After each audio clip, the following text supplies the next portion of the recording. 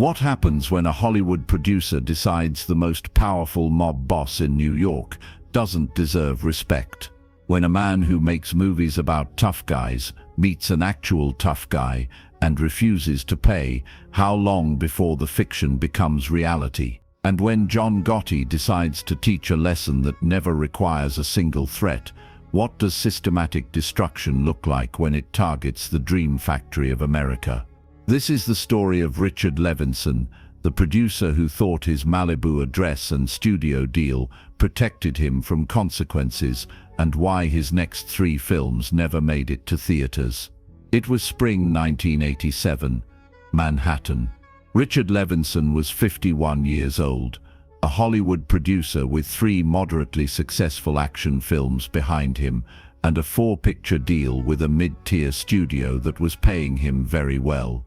He had an office in the Gulf Plus Western building on Columbus Circle, a Malibu house that cost $2 million, a divorce that cost him even more, and the kind of Hollywood arrogance that comes from being in a business where everyone tells you how brilliant you are. He flew first class. He had a driver. He wore Armani before Armani was everywhere. And when a representative from a Brooklyn-based entertainment consulting firm came to his Manhattan office with a very clear message about how business was conducted in New York, Richard Levinson laughed in the man's face. The message had been simple. Levinson's current film was shooting in New York, using city locations, employing local crews, working with local vendors. The consulting firm represented certain interests that facilitated smooth operations for productions working in the 5 boroughs. A monthly arrangement, standard for productions of this size, would ensure everything continued without complications. The number mentioned was modest relative to the film's budget. Levinson's production attorney had already advised him to just pay it. Everyone did. It was the cost of doing business in New York.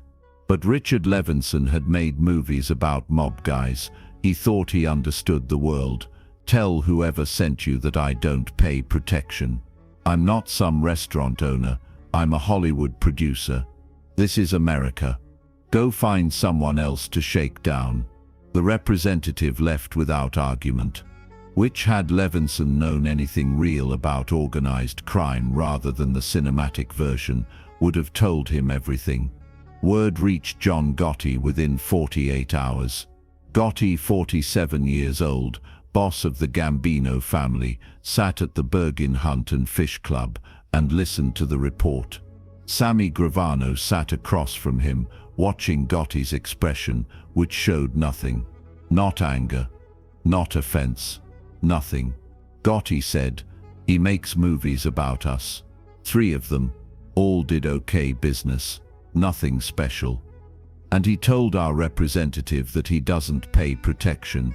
In those words, yes. Gotti picked up his coffee, took a slow sip. Richard Levinson, 4-picture deal. What's the first picture? It's called Hard Streets. Crime drama. Shooting in Queens and Brooklyn. Due to finish principal photography in 6 weeks, post-production through summer. Release planned for March next year. Gotti set his coffee down. Okay, let him finish the movie. Don't touch the production. Don't interfere with anything. Sammy raised an eyebrow. We're letting it go. We're not letting anything go, Sammy. We're just being patient. The production finishes. The movie gets made. And then we talk about what comes next. Hard Streets finished shooting on schedule. Nobody bothered the production. Levinson patted himself on the back, told his business manager that standing up to those people was the right move, that they always backed down when you showed backbone. The film went through post-production smoothly, got a March release date from the studio, and Levinson moved forward with pre-production on his second picture. Then the problems started. The distribution company that was handling Hard Streets' physical prints suddenly discovered an exclusive conflict in their contract. They couldn't distribute the film in the Northeast Corridor without renegotiating their terms. Renegotiation took time. The March release date was pushed to May. Then May became complicated because the theater chain that had committed to opening the film in 30 New York metro locations suddenly experienced booking conflicts that pushed Hard Streets out of prime screens and into 3 locations in markets that wouldn't move the opening weekend numbers. The film opened to disappointing box office, not because it was bad, but because it was invisible. Levinson was confused. His publicist couldn't get press junket coverage. The entertainment reporters who normally covered his releases weren't returning calls. 2 television programs that had planned segments on the film quietly dropped them. The trade publications that should have carried opening weekend analysis barely mentioned it. Hard Streets died in theaters within 2 weeks, leaving behind a mediocre performance that damaged Levinson's reputation with the studio. He blamed the marketing department. He blamed the distribution company. He blamed bad timing against competing releases. He never considered the real reason, because the real reason left no fingerprints. Every obstacle was just business. A distribution contract with fine print about geographic conflicts. Theater booking decisions that happened to deprioritize his film. Entertainment journalists who found other stories to cover. None of it was illegal. None of it was traceable. All of it was orchestrated. Levinson moved forward with his second picture, a thriller called Night Circuit. Bigger budget, bigger stars, more marketing support from the studio. He was determined to prove Hard Streets' performance was an anomaly. Pre-production went smoothly. Casting was finalized. But when production was ready to start, the location scouting team began having difficulties. Permits for New York locations that should have been routine were delayed by city agencies citing processing backlogs. The production shifted more shooting to Los Angeles, which increased costs significantly. The union that represented key crew members had scheduling conflicts that pushed back their availability. The post-production facility that Levinson had used on his previous films was suddenly booked solid for the months he needed. He found alternatives, but they were more expensive and less convenient. Night Circuit's budget crept up 15% above projections. The studio was unhappy. Then the lead actor, a rising star who'd been signed for 6 months, received a competing offer from a major studio production, and his representatives began exploring ways to break the Night Circuit contract. The legal dispute cost 3 months of production time and a settlement payment that further inflated the budget. By the time Night Circuit was ready for release, the studio's enthusiasm had cooled significantly. Marketing spend was reduced. The release was moved from a prime summer slot to a late fall date that signaled studio uncertainty.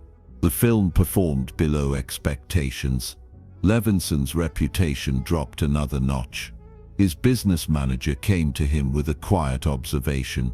The problems weren't random. The distribution issue on Hard Streets, the permit delays, the crew availability problems, the post-production complications, the actor's contract dispute, these weren't bad luck. They followed a pattern. Companies and individuals connected to certain New York-based interests kept appearing at inflection points. The business manager had done some research and strongly suggested that Levinson reconsider his position regarding the consulting firm that had approached him before Hard Streets went into production. Levinson's first reaction was denial. His second was anger. His second was anger. His third, after a sleepless night reviewing 18 months of professional problems, was a dawning understanding that he'd badly miscalculated. But pride is expensive. Levinson still had his 4-picture deal. He still had the studio relationship, bruised but intact. He started pre-production on his third film, a period crime drama called The Long Neighborhood. He told himself the problems were behind him. He was wrong. The Long Neighborhood encountered difficulties before cameras rolled. The production designer Levinson had worked with on 3 previous films suddenly had a conflict. The director of photography passed on the project, citing personal reasons. The financing co-investor that the studio had lined up to share the production costs withdrew from the deal at the last minute, citing concerns about the project's commercial viability, concerns that seemed to emerge from nowhere given the co-investor had signed off on the initial package just 6 weeks earlier. The studio, watching another Levinson production sputter before it even started, began having serious conversations about whether their relationship had run its course. The executive who'd championed Levinson's deal had been replaced by someone less invested in defending his track record. The 4-picture deal still had 1 film remaining, but the studio was openly discussing exit options. Levinson was facing the possibility that his career in Hollywood was over. 3 films, 1 mediocre box office performance, 1 below expectations performance, 1 that couldn't get off the ground. Not because the films were terrible, because every step of the process, from distribution to marketing to production logistics to financing, had been made harder by forces that operated below the surface of the business and left no obvious evidence. He called the consulting firm himself this time, made the call directly. A meeting was arranged in a midtown Manhattan restaurant, nothing fancy, just lunch. The representative who'd come to his office nearly 2 years earlier was there. Across from him, a new face, older, more settled, the kind of calm that comes from knowing exactly how a situation will resolve. The conversation was brief. An arrangement was discussed. A number was agreed upon, higher now than it would have been before the 3 films, reflecting the time and effort that had been invested in education. Levinson wrote the check that afternoon. The Long Neighborhood went into production 2 months later. Permits processed quickly. Key crew were available. The financing partner returned with renewed interest in the project. Post-production went smoothly. The film released to decent reviews and performed adequately at the box office. Nobody bothered his productions after that. John Gotti never met Richard Levinson, never spoke to him directly, never threatened him, never intimidated him, never made a single illegal demand that could be prosecuted. What happened to Hard Streets, Night Circuit and The Long Neighborhood was just business. Distribution complications, scheduling conflicts, financing uncertainty, normal Hollywood problems that happen to every production. The difference was that Richard Levinson's normal Hollywood problems had a very specific point of origin and a very clear resolution. Pay what's owed. Respect the arrangement. Understand how business actually works in New York versus how it works in the movies. Levinson made 2 more films under the studio deal after The Long Neighborhood, both of which performed adequately. He never had another distribution problem, another permit delay, another financing withdrawal. He also never again told anyone that he didn't pay protection.